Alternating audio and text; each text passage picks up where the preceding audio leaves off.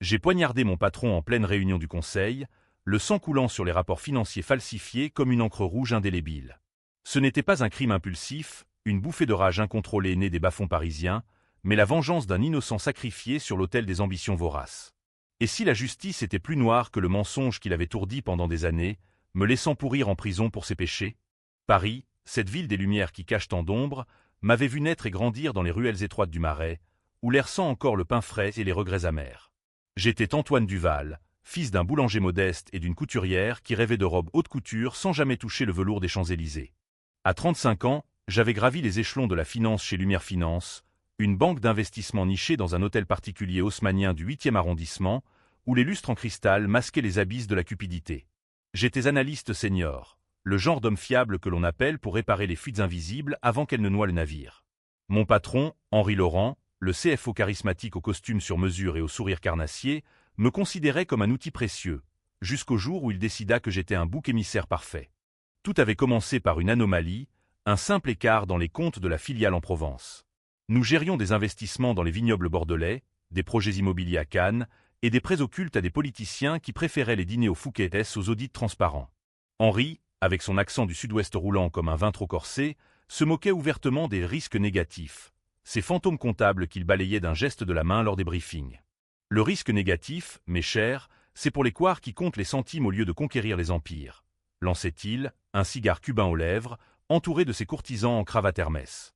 J'étais là, penché sur mon ordinateur portable, notant chaque détail, car je croyais encore en l'honnêteté des chiffres. Quelle illusion juvenile. La trahison s'insinua comme une brume matinale sur la Seine. Un soir de novembre pluvieux, alors que les feuilles mortes collaient au pavé de la rue de Rivoli, Henri m'appela dans son bureau. Les murs étaient tapissés de livres reliés cuir, Balzac, Proust, des éditions introuvables qu'il n'avait jamais ouvertes. « Antoine, mon garçon, nous avons un petit problème avec le dossier Provence. Une erreur de saisie, rien de grave, mais il faut la corriger discrètement. » Ses yeux, d'un bleu glacial comme l'hiver normand, me fixaient avec cette intensité qui faisait trembler les stagiaires. L'erreur? Pas une faute de frappe anodine, mais un trou de 2,4 millions d'euros dans les réserves de liquidité, dissimulé par des transferts fictifs vers une société écran à Monaco. De l'argent blanchi pour des clients VIP, des oligarques russes et des stars de cinéma qui payaient en cash pour leur yacht. Henri avait signé les ordres, mais il jurait que c'était un malentendu administratif. Je refusai d'abord. Henri, c'est du blanchiment. Si l'AMF ou Tracfin fouille, nous sautons tous.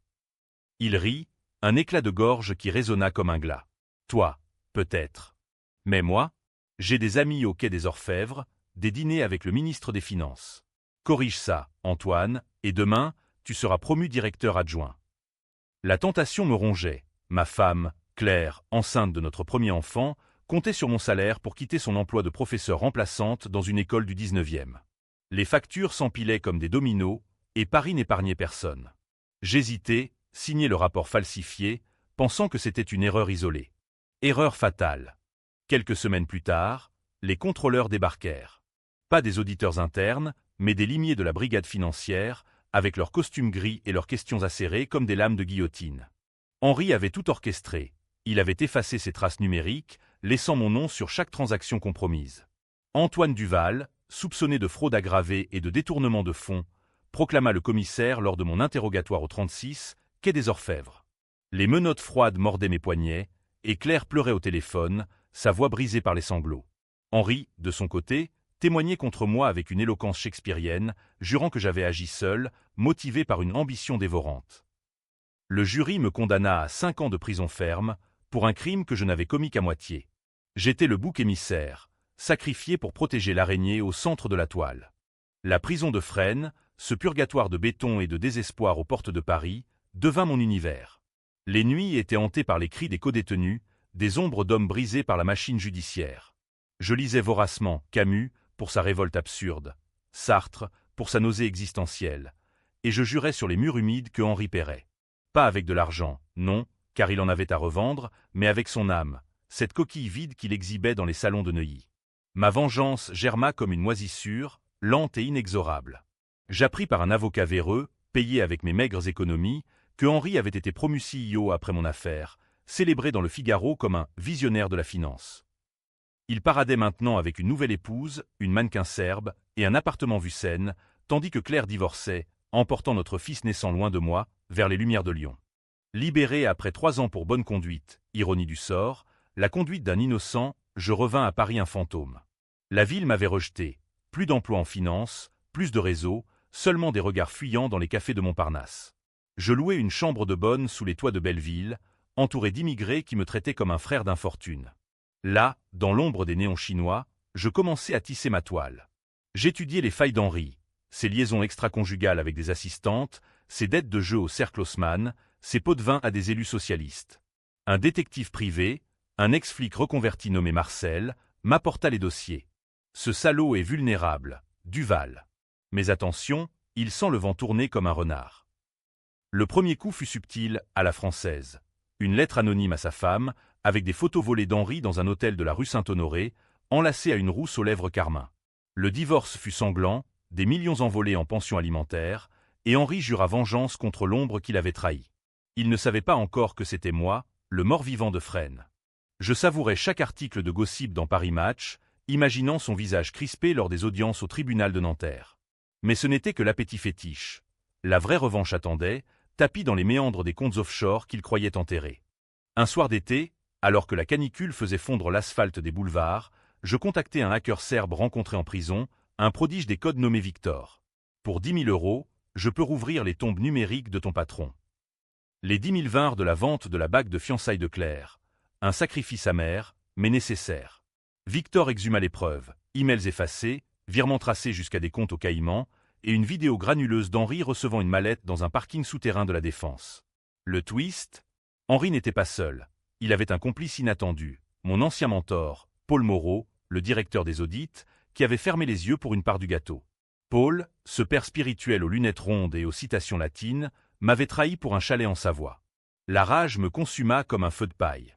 Je préparais le coup suivant avec la précision d'un horloger de la place Vendôme. Une fuite sélective à Mediapart, ce chien de garde du journalisme d'investigation, avec juste assez pour ébranler Henri sans le couler complètement. Les titres éclatèrent, scandale à Lumière Finance, soupçon de corruption au sommet. Henri nia, bien sûr, avec des conférences de presse larmoyantes où il invoquait la chasse aux sorcières. Mais les actions plongèrent, et ses bonus s'évaporèrent. Il cherchait son ennemi dans l'ombre, engageant des détectives privés qui fouillaient les bars de Pigalle. J'étais invisible, un spectre glissant dans le métro comme un courant d'air. Pourtant, la tension montait. Claire m'appela un jour, sa voix tremblante comme une feuille d'automne. « Antoine, notre fils te ressemble tant. Mais Henri a menacé de ruiner ma carrière si je te revois. » Le cœur se serra. J'avais perdu ma famille pour ce monstre. C'est alors que je décidai d'escalader, non plus des pics anonymes, mais une confrontation directe. J'infiltrai une gala de charité à l'Opéra Garnier, déguisé en serveur, un plateau de flûte de champagne à la main. Henri était là, en smoking, riant avec des investisseurs qataris. Nos regards se croisèrent au milieu de la foule masquée, et pour la première fois, je vis la peur dans ses yeux. Une lueur fugitive, comme un orage lointain. « Duval? Toi? Impossible, tu es censé être brisé. » Sa voix était un murmure rauque, noyé par le violon de Zigane. Je souris, un rictus de marbre grec. Les morts reviennent toujours, Henri. Et ils apportent leur facture. Il pâlit, renversant son verre de Chablis sur la robe d'une duchesse. Ce soir-là, il annula ses rendez-vous, barricadé dans son penthouse de l'avenue Montaigne. Mais je savais que ce n'était que le prélude. La vraie tempête couvait, et Paris, avec ses pluies incessantes et ses secrets enfouis, serait le théâtre de notre duel final. Les jours suivants furent un ballet de paranoïa pour Henri, et pour moi, une symphonie de planification minutieuse. J'avais loué un bureau clandestin dans une librairie abandonnée de la rue de la Huchette, quartier latin, entouré d'ouvrages jaunis de Victor Hugo et de Baudelaire, des poètes qui chantaient la spleen et la révolte, mes muses sombres. Victor, le hacker, m'envoyait des mises à jour cryptées. Henri avait engagé une agence de sécurité, des ex-DGSE qui patrouillaient ses abords comme des loups affamés. Il fouillait aussi mon passé, déterrant des ragots sur ma jeunesse turbulente. Une bagarre de bar à Bastille, une liaison oubliée avec une artiste de rue. Rien qui ne m'atteigne, car j'étais déjà mort aux yeux du monde. Ma première erreur fut l'humanisme. Je contactai Paul Moreau, ce traître aux allures de professeur bienveillant. Nous nous rencontrâmes dans un café enfumé du 5e arrondissement, près du Panthéon où reposent les grands de France. Paul arriva, voûté, ses lunettes embuées par l'angoisse. « Antoine, mon garçon, Henri m'a tout avoué. C'était une folie collective, une bulle spéculative. Pardonne-moi. » Ses mains tremblaient sur sa tasse de café noir, et je vis les rides creusées par la culpabilité. Je pouvais l'épargner, lui, le faible, et concentrer ma fureur sur Henri. Mais la trahison est un poison qui corrompt tout. Je glissai une clé USB dans sa poche, contenant les preuves de ses propres complicités. « Choisis ton camp, Paul. Ou je te noie avec lui. » Il partit, blême, et 2 jours plus tard, il se suicidait dans sa Dacia savoyarde, une balle dans la tempe après un appel désespéré à Henri. Le Monde titra « Homme de finance se donne la mort au milieu d'un scandale naissant ». Henri, sentant le vent tourner, contre-attaqua. Il diffusa des rumeurs me liant à des réseaux mafieux corses, me faisant passer pour un repris de justice vengeur. La police me convoqua à nouveau, mais sans preuve solide, ils me relâchèrent avec un avertissement. « Restez tranquille, Duval, ou Fresne vous attend. » C'est là que la mèche s'enflamma vraiment. J'appris par Marcel le détective que Henri préparait une contre-attaque magistrale, un accord secret avec les autorités, où il balançait des petits poissons pour sauver sa peau, tout en me désignant comme le cerveau d'un complot plus vaste. Il l'avait fait moult fois, ce serpent. Lors d'une précédente affaire à Lyon, il avait sacrifié un collègue pour un bonus. À Marseille, une secrétaire avait porté le chapeau pour ses harcèlements. L'homme était un caméléon, changeant de peau au gré des tempêtes, toujours avec un sourire apologétique. Sa décision la plus controversée, engager un tueur à gages pour m'éliminer discrètement, un accident dans le métro bondé de Châtelet. Marcel intercepta le message codé, éliminer le fantôme. 50 000 €, cash à la Tour Eiffel. La révélation me frappa comme un coup de butoir. Pas de rage aveugle, mais une clarté froide, celle des matins d'hiver sur le pont des Arts, où la brume efface les contours du réel. Je décidai de renverser la donne. Au lieu de fuir, j'infiltrai son cercle intime. Grâce à une ancienne amante d'Henri, une galeriste du Marais nommée Élise, je me fis passer pour un investisseur providentiel lors d'un dîner privé à l'Étoile. La table était dressée avec du foie gras et du château Margaux, sous les fresques Renaissance du restaurant. Henri, un peu éméché, me serra la main sans me reconnaître pleinement. Le prisonnier avait maigri, les traits durcis par la haine. « Monsieur Duval? »« Non, impossible. Vous êtes. » Different. Nous parlâmes chiffres, risques, et il glissa, dans un moment d'ivresse. Le risque négatif, voyez-vous, c'est une illusion. Comme la loyauté. Je ris, un son rauque qui fit teinter les verres. Et si le risque était vous, Henri? Si votre empire n'était qu'une bulle prête à éclater? Il se raidit, mais le vin l'emporta. Il confia son plan, un nouveau détournement, 5 millions cette fois, pour un projet immobilier à Nice, financé par des fonds qataris opaques. Élise, payée grassement, m'enregistra tout sur un micro dissimulé dans son collier de perles. De retour dans ma chambre de Belleville, j'écoutais la bande en boucle, le cœur battant au rythme d'une valse macabre. Victor hacka les serveurs de la banque, plantant des virus qui feraient ressurgir les anciens fantômes au pire moment.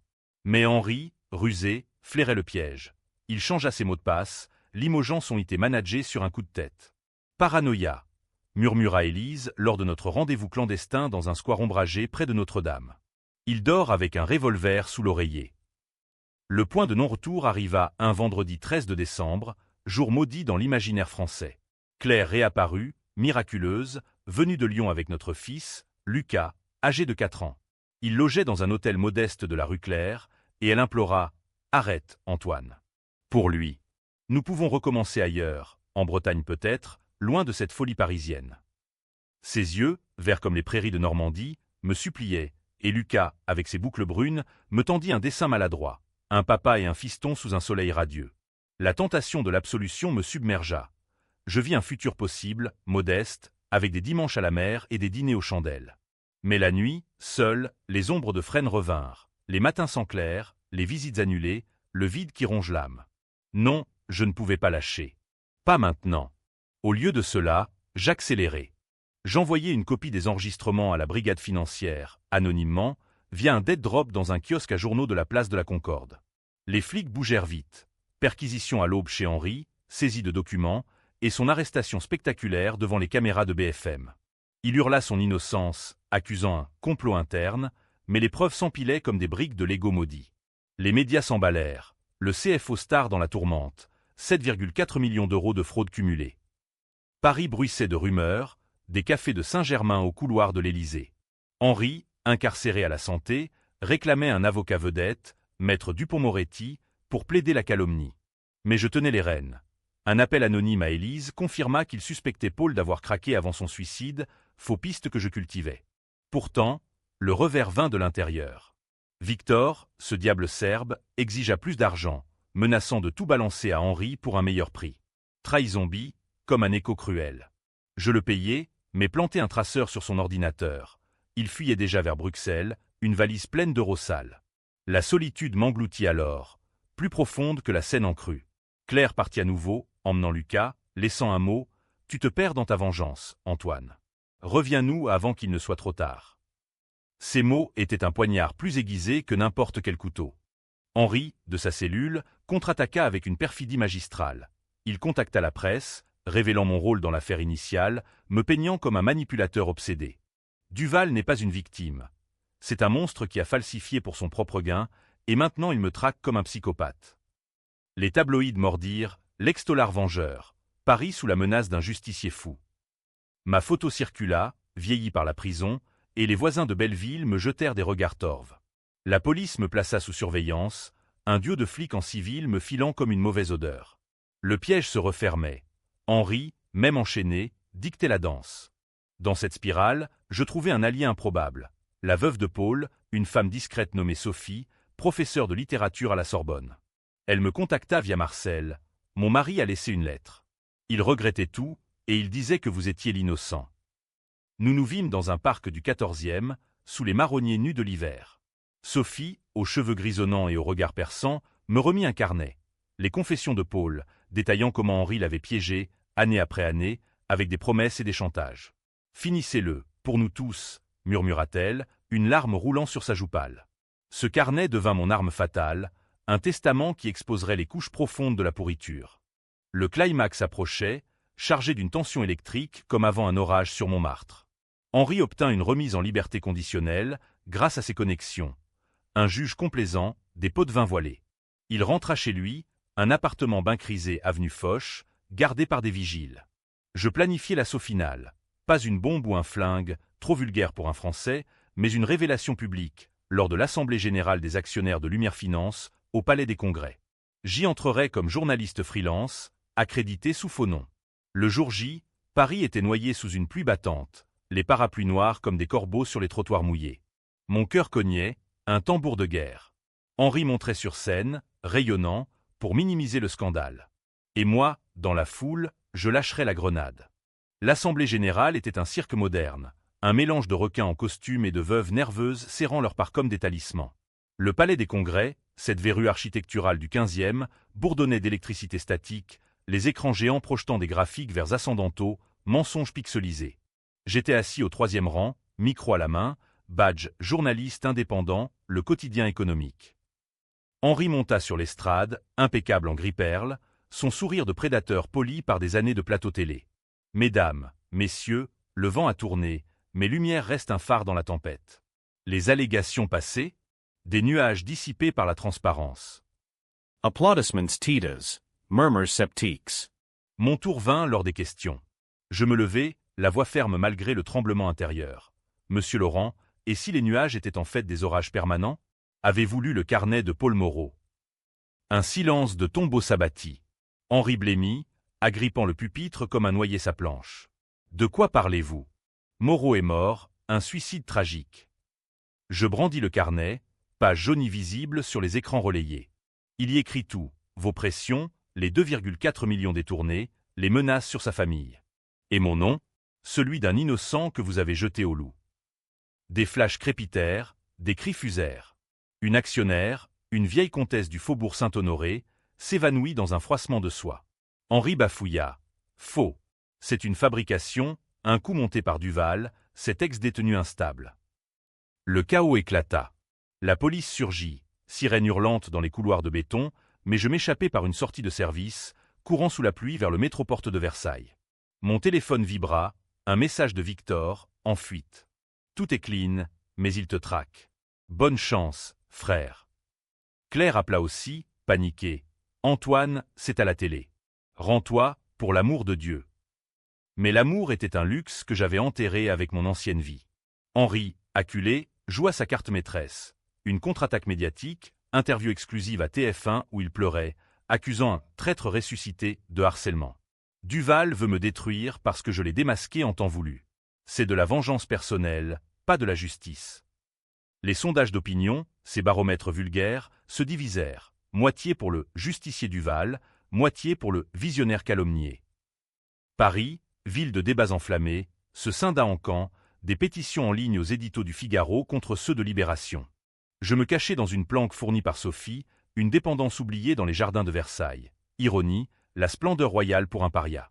Là, sous les portraits poudrés de Louis XIV, je ruminais le twist qui mijotait. Car Henri n'était pas qu'un serpent, il était un hydre. Marcel m'apporta les dernières infos. Henri avait un jumeau illégitime, un frère caché, élevé dans la misère des banlieues de Seine-Saint-Denis, qui servait de prête-nom pour ses sales affaires. Ce frère, Gilles, un ex-tolard comme moi, haïssait Henri pour l'avoir abandonné. Twist. Gilles était mon informateur secret depuis des mois, canalisant les fuites via des intermédiaires. Il mérite pire que la prison, grogna Gilles lors d'une rencontre nocturne dans un bar de Barbès. Laisse-moi l'achever. Mais non, ma vengeance devait être pure, française, une chute morale, pas physique. Henri, flairant la trahison fraternelle, frappa en premier. Il fit enlever Élise, la galeriste, pour la forcer à témoigner contre moi. Elle réapparut, brisée, lors d'une audience préliminaire au tribunal de Paris. Duval m'a payé pour piéger Laurent. C'est un manipulateur. Mensonge arraché sous la contrainte, mais crédible. Les juges, ces gardiens impassibles de la République, ordonnèrent mon arrestation. La traque fut un roman noir. Je zigzaguais dans le RER, changeant de ligne à Nation, à République, ombre parmi les ombres des banlieusards épuisés. Finalement, acculé dans un entrepôt désaffecté de Bercy, face à des flics armés, je négociais. Laissez-moi parler à Laurent. Une confrontation, et je me rends. Ils acceptèrent, par curiosité ou par fatigue. La rencontre eut lieu dans une salle d'interrogatoire grise, au 36 quai des Orfèvres, sous les néons blafards qui rappelaient mes nuits de prison. Henri entra, menotté mais droit comme un i, son arrogance intacte. Tu as perdu, Duval. Ton petit spectacle t'a coûté ta liberté, encore. Je souris, sortant une enveloppe de ma poche. Les aveux signés de Gilles, détaillant comment Henri l'avait utilisé comme marionnette pour des fraudes douanières. Et toi? Ton frère te crache dessus. Ta famille, ton empire, tout s'effondre. Il rit, un son creux. La famille? Un fardeau. J'ai toujours tout sacrifié pour le pouvoir.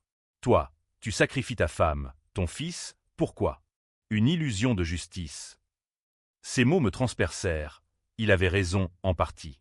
La vengeance m'avait hollowé, transformé en miroir de sa noirceur. Mais le vrai coup de théâtre vint alors. Henri avoua, dans un murmure confidentiel enregistré par mon micro caché. L'erreur à 2,4 millions, c'était intentionnel. Un test pour voir qui plierait. To as ply, Duval. Et maintenant, regarde-toi, un raté vengeur. Il l'avait planifié dès le début, un jeu sadique pour éliminer les faibles. La révélation me glaça. J'étais non seulement trahi, mais manipulé comme un pion dans son échiquier personnel. La bande, diffusée anonymement à France Inter cette nuit-là, fit basculer l'opinion. Le CFO confesse, un piège machiavélique. Henri fut renvoyé en détention, son procès fixé pour l'été, avec des peines alourdies par corruption morale. Pourtant, la victoire avait un goût de cendre. Claire refusa de me voir, Lucas grandissant sans père. Sophie, reconnaissante, m'offrit un exil discret en Provence, chez des vignerons amis.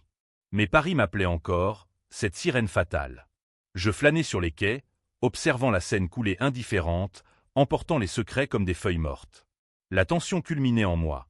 Allais-je sombrer dans la BKCH ou trouver une rédemption tardive? Le choix était mien, et il pesait comme le plomb des cloches de Notre-Dame. Les semaines suivantes furent un tourbillon judiciaire. Henri, maître des volte-face, changea d'avocat, optant pour une défense populiste. Je suis victime d'un système qui broie les ambitieux. Ses supporters, ces élites du CAC 40, pétitionnèrent pour sa libération, arguant que la finance a besoin de loups, pas de moutons. Moi, inculpé pour diffamation et entrave à la justice, attendais mon tour au dépôt. Victor réapparut, repenti, offrant des preuves supplémentaires pour mon acquittement. Gilles, le frère, disparut dans la nature, emportant sa part d'héritage empoisonné. Et Élise, elle se suicida, une overdose dans son loft du Marais, laissant une note « Pardon à tous. La peur m'a tué ». Sa mort causa un scandale, des manifestations féministes place de la République clamant stop au harcèlement des puissants. Je sortis libre, faute de preuves solides contre moi. Ironie de la justice française, lente mais parfois clémente. Paris m'accueillit en héros controversé. Des livres sur ma vengeance fleurirent aux étals de la Fnac, des podcasts disséquaient mon âme. Mais la nuit, seul dans mon ancien taudis de Belleville, les fantômes dansaient, Paul, Élise, et ce Henri incarcéré qui jurait encore ma perte depuis sa cellule. Le chaos-trao de ma vie n'était pas la chute d'Henri, mais ma propre fracture. Avais-je gagné ou perdu l'essentiel?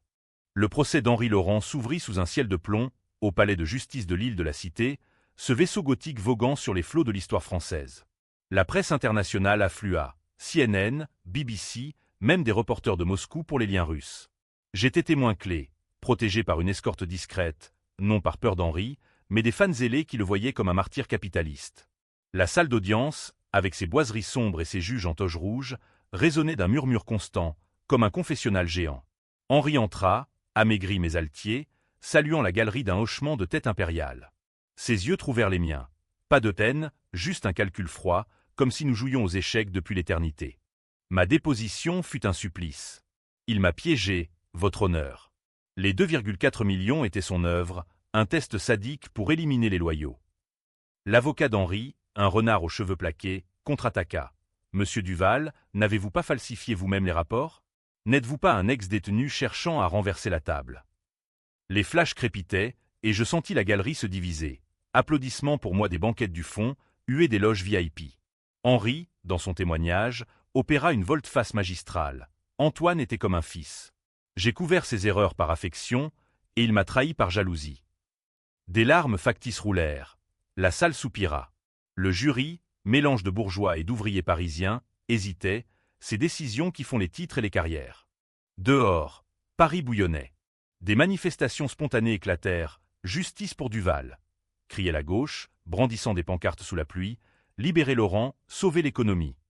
ripostaient les libéraux, avec des ballons au logo du MEDEF. Les réseaux sociaux, ce Colisée moderne, se déchaînèrent. Vengeance Duval contre innocent Laurent, avec des mèmes cruels et des théories du complot. Moi, confiné dans un hôtel anonyme près de Bastille, lisais tout, un verre de cognac à la main, un NSI VSOP, ironie du sort. Claire envoya une lettre. Ton combat divise le pays, mais unit notre famille. Lucas demande quand papa rentre. Les mots me brisèrent. J'avais transformé ma douleur en spectacle national, au prix de leur paix. Le twist final surgit comme un coup de théâtre racinien. Lors d'une pause, l'avocat d'Henri glissa un dossier à la cour. Des emails falsifiés, soi-disant de moi Victor, planifiant un chantage étendu. Duval n'est pas une victime, c'est un maître chanteur, hurla-t-il. La salle explosa. Le juge suspendit l'audience, et je fus arrêté sur le champ, menottes au poignet pour la 3e fois. Dans la cellule provisoire, sous les arches séculaires, je compris, Henri avait retourné Gilles contre moi. Le frère, appâté par une promesse d'héritage, avait fabriqué les preuves. Trahison en abîme, couche sur couche, jusqu'à l'asphyxie. Henri, lors de notre confrontation finale dans le couloir du tribunal, murmura « Tu vois, Duval ? Le risque négatif n'existe pas. Seulement des joueurs. » Son rire résonna comme un glas. Libéré à nouveau, les emails s'avérèrent grossiers, un piège trop évident. Je sortis dans un Paris en ébullition. Le procès s'acheva par un verdict controversé. Henri condamné à 10 ans, mais avec sursis partiel pour coopération. Les puissants ne tombent jamais vraiment. Ils rebondissent, amortis par des parachutes dorés. Il quitta la cour en limousine blindée, direction un exil doré à Genève, laissant derrière lui un sillage de ruines. Moi, acquitté, mais marqué au fer rouge de la suspicion. Les offres d'emploi affluèrent, livres, conférences, même un rôle de consultant anticorruption, mais je déclinai. La vengeance avait goût de victoire aigre, un absinthe trop verte. Je rejoignis Claire et Lucas en Provence, dans une maisonnette perchée sur les collines de Gordes, où les lavandes violant le ciel d'été. Les nuits étaient calmes, bercées par le chant des cigales, loin du tumulte parisien. Pourtant, l'obsession persistait. Des cauchemars où Henri revenait, spectral, moqueur. Un jour, un colis anonyme arriva. Une bouteille de Château Lafite 1982, avec une carte, au risque négatif. Bien joué. Acele. Était-ce une provocation ou une offrande? Je la brisai contre un olivier, le vin rouge coulant comme du sang sur la terre sèche. La fin, pas de happy end hollywoodien, mais une paix précaire, à la française, mélancolique, nuancé. J'écrivis mes mémoires, L'ombre des chiffres, un best-seller qui fit débat au Salon du livre de Francfort. Les critiques se divisèrent. Un cri de révolte nécessaire, pour les uns, une glorification de la violence privée, pour les autres. Henri, de son chalet suisse, lança une contre-biographie, Le loup et l'agneau, où j'étais le monstre. Le public choisit son camp, et Paris, éternel divisé, continua de briller sous ses lumières ambivalentes. Mais le vrai épilogue se joua des mois plus tard, lors d'une visite impromptue. Gilles apparut à ma porte, usé, les yeux hantés par la cocaïne et les regrets. Il m'a promis la lune, Antoine. Mais il a tout pris. Ensemble, nous complotâmes une dernière pique, une fuite sur les comptes suisses d'Henri, menant à une enquête de l'OCDE. Pas pour tuer, mais pour hanter éternellement. Gilles partit, ombre dans la nuit provençale, et je rentrai auprès de Claire, son corps chaud contre le mien, Lucas dormant paisiblement.